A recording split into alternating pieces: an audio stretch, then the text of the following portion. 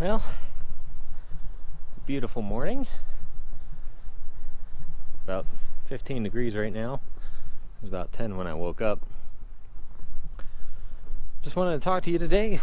Whoa, a little bit slippery. Just wanted to talk to you today about 5 things that we use for our winter camping experience.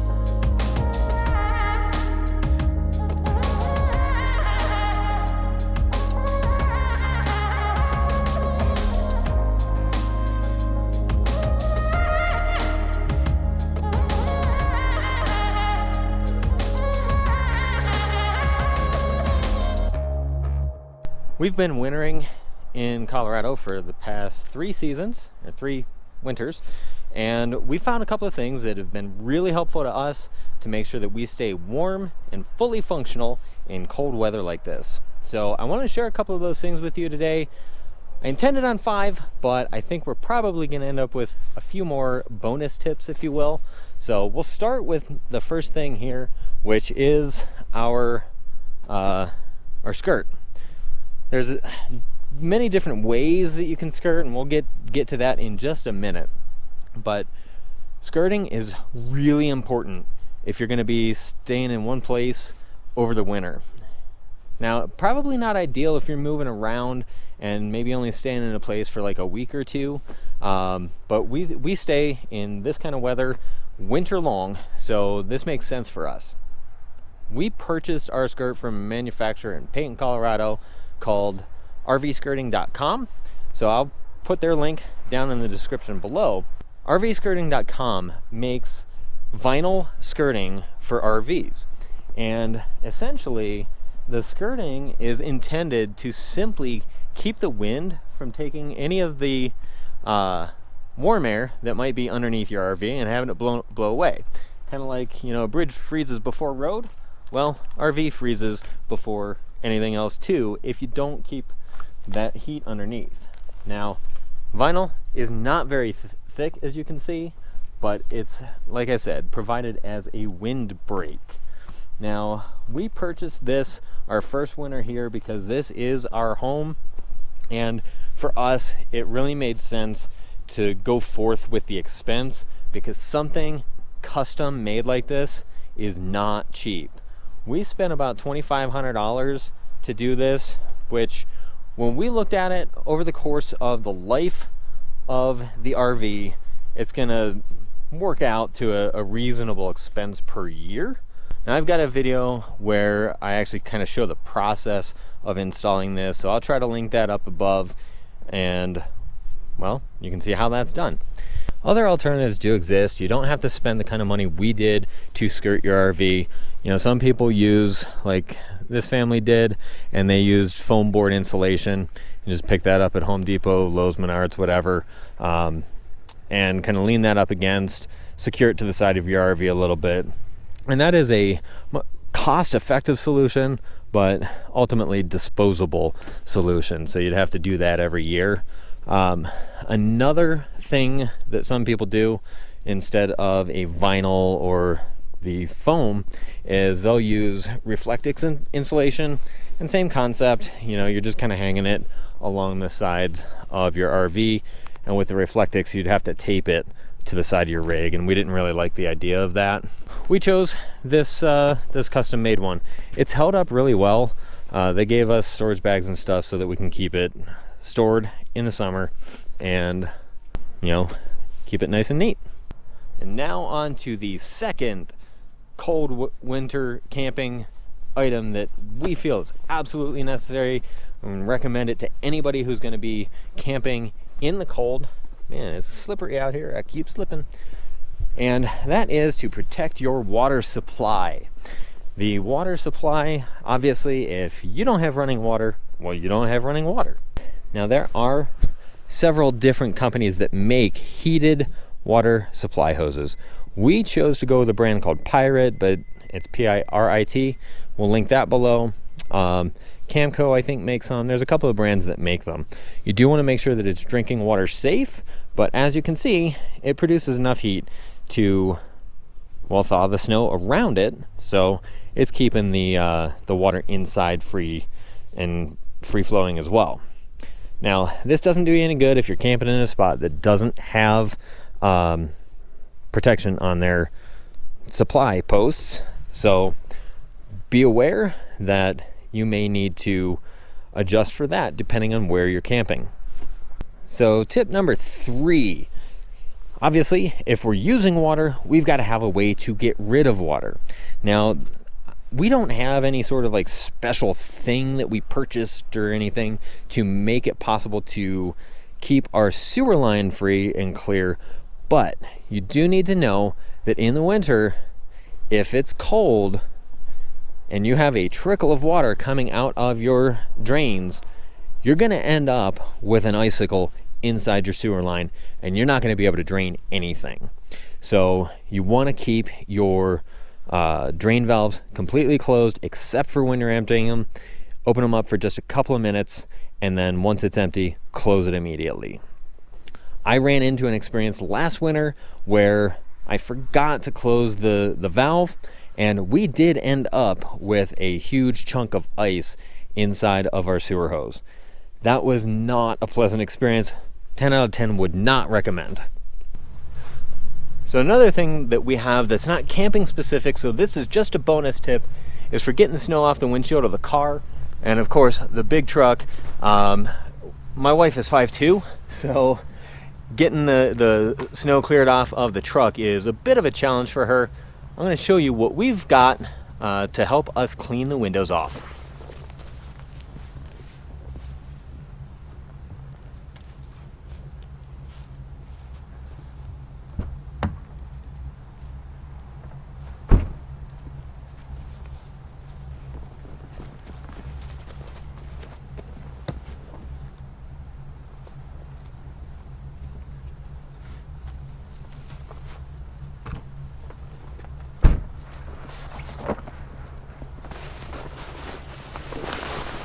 As you can see, that made really quick work of getting a lot of snow off of the windshield. Now obviously you got to clean the rest of the snow off of the car, but these do prevent ice buildup too, so wonderful thing if you are staying in a winter that is super humid and you get a lot of frost guard windshield cover, definitely recommend. All right, so that is 3 primary tips plus that one bonus one. The 4th tip for keeping yourself sane and warm in the winter months is having a ton of propane. Your furnace is going to be running pretty constantly, especially when it's cold like this. So what we chose to do, I'm going back into under the skirt. So we have propane here and another one there. These are 100-pound tanks. We fill these tanks up, and I'll get like full disclosure at the end of the year once we're done, but we use 2 100-pound tanks on an auto changeover regulator so that we can drain one down, and Once it's empty, it's going to switch over to the full one, and then we'll be able to disconnect the empty one without having to worry about losing heat while I'm out at the, you know, Big R or Tractor Supply or whatever getting a refill. But this has worked really well for us. I did a video a few months back on how we monitor how much propane we have. It's the Mopica Tank Check Pro that we have installed on the bottom of these 100-pound tanks, and we have had some issues with them reporting out correct readings. And so I've sent an email to the manufacturer to see if, you know, if I've done something or if there's a warranty issue. Haven't heard back from them yet. I just sent out the email to them last week. We'll give an update once Mopica gets back to us to let you know our final thoughts. Now, while we chose to do the 100-pound tanks as our way of keeping propane at home, there are a couple of different options that you could go with depending on your situation. If you're staying for a whole season, sometimes you can call a local propane supplier and have them drop off a large tank that might last you a month between fill-ups, and those tanks are intended to stay put. You just pick up the phone and call. How many people still get that this is a phone sign? You just pick up the phone and call, and then they'll drive a truck out and fill up the tank at your site. So convenience wise, or if you're unable to lift a 100-pound tank, that is a really good option. We did find that there was about a $500 setup fee just to get on that service. So that's them, you know, taking a deposit for the tank and the piping and all that stuff. So we chose to go back to the 2 tank situation this year just to save a little bit of money. So if you're running just 20 or 30-pound tanks or even 40-pound tanks and they're simple enough, you can run down to the propane fill at the park to get those refilled. Whatever situation you choose, I do still recommend having some backup propane just in case it runs out or the weather's so bad that your normal way of getting propane doesn't work out. So roads might be too bad, the propane tank truck might, you know, not be able to make it up to where you're at. So I would always recommend having some extra tanks available, like the 20-pound barbecue tanks, because you don't want to go without propane. That propane keeps your underbelly warm if you've got an enclosed underbelly. You know, they're vented so that your pipes and stuff don't freeze. So you don't want to run out of propane. Now, propane is not the only way to keep warm. We're going to talk about one more thing inside. That's tip number 5. Using space heaters is another way to really help keep warm and keep the temperature of the room where you're sitting a little bit more comfortable while you're exposed to these like 10-degree temperatures outside. However, I wanted to give a little bit of a warning about not using space heaters too much, because your propane system is what keeps your pipes and tanks and everything underneath thawed so that you still have running water. So we use, I don't know, about 1,200 watts of electric space heating during the day to help keep us comfortable and warm. But at night, we do turn some of that off. We keep the one on in our son's bedroom most of the time, but the fireplace goes off overnight because that actually brings the temperature of the room up high enough that our furnace doesn't run long enough. And we actually ended up with some frozen pipes one time because we left the fireplace on accidentally. So if you're gonna use space heaters, make sure that you're not using too much space heating and preventing that furnace from running. 2 more little bonus tips or comments that I wanted to add is, number 1, if you're going to be living in an RV in cold weather, expect that your wardrobe is going to change summer to winter. So use extra heavy blankets, you know, use fleece blankets. We have some really nice ones that keep us super warm. They're like, I don't know, it looks like a sheep on the inside. They're really fluffy, really comfortable, and it keeps us really happy while we're sleeping. And sweaters and that kind of thing, sweaters, slippers, your feet are going to get cold. Doesn't matter if you have a heated underbelly, those slides get cold. So slippers, sweatpants, sweaters, sweatshirts, whatever, hoodie, anything to keep your body temperature a little more comfortable. If you try to run your RV and you like it really warm and it's like, I don't know, you want to keep it at 75 degrees, you're going to be getting propane like every other day.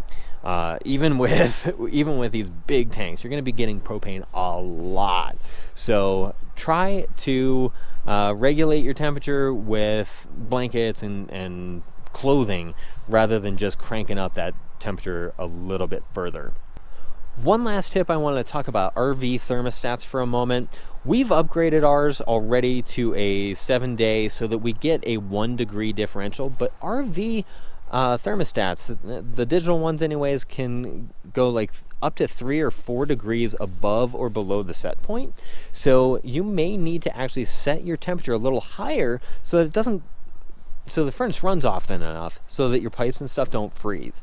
So that is one thing to know. I do have a video of how we installed a residential thermostat in our RV with the Dometic CT thermostat that people say can't be replaced. We were able to do it. And if you're following us on Instagram, you saw some weird electronics over the weekend that we've got another update coming that's going to help increase the comfort of our home. So if you want to see that video, go ahead, subscribe to our channel.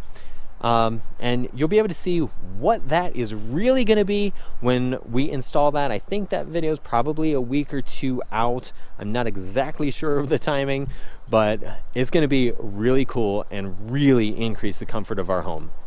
So thanks guys for watching this video. I hope you liked it. I hope you found some good tips, maybe something that you hadn't known, hadn't heard of. So if you like this video, go ahead, give it a thumbs up. Otherwise, give it a thumbs down. Comment below, tell us what you think, and we'll see you next time.